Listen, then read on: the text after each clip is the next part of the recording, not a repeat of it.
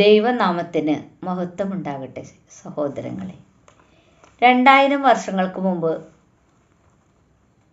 പന്തിയോസ് പീലാത്തോസ് എന്ന Roman governor സത്യം എന്താണെന്ന് മുന്നിൽ നിന്നിരുന്ന സത്യത്തോട് ചോദിച്ചു.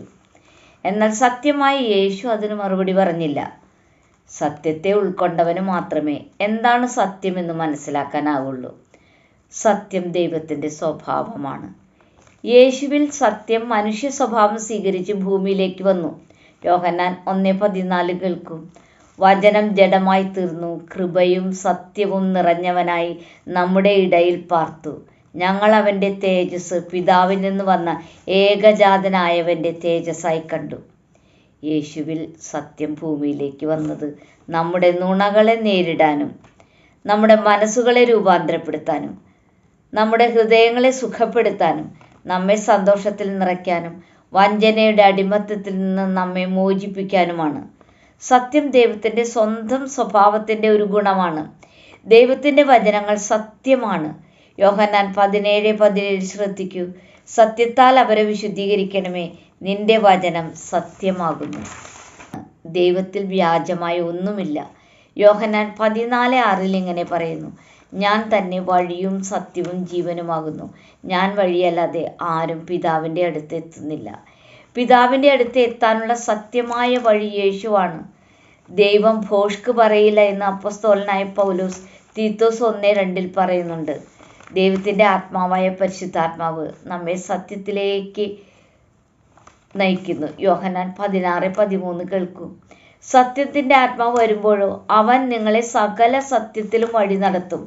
അവൻ സ്വയമായി സംസാരിക്കാതെ താൻ കേൾക്കുന്നത് സംസാരിക്കുകയും വരുവാനുള്ളത് നിങ്ങൾക്ക് അറിയിച്ചു തരികയും ചെയ്യും.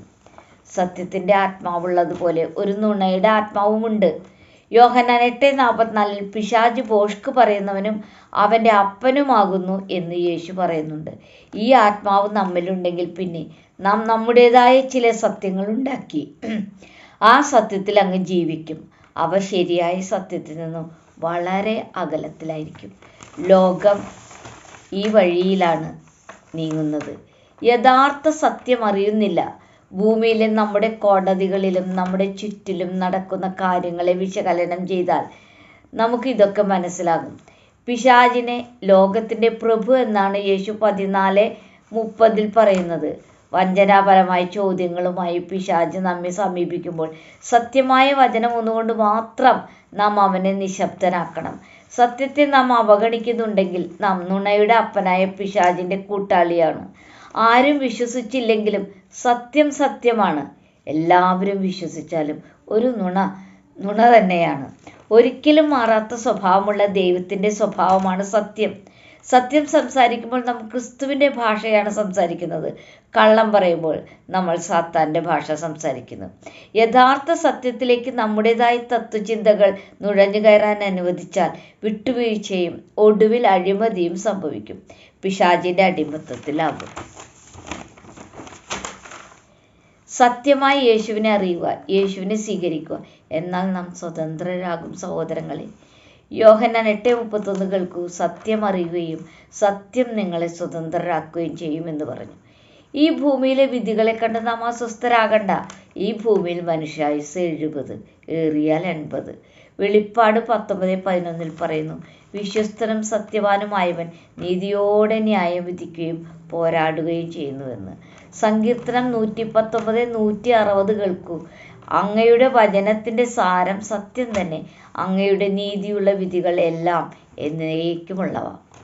അങ്ങനെ പീലാത്തോസ് ഉന്നയിച്ച സത്യം എന്താണെന്ന ചോദ്യത്തിൻ്റെ ഉത്തരം ഇതാ: സത്യം ക്രിസ്തുവാണ്. സത്യം വചനമാണ്.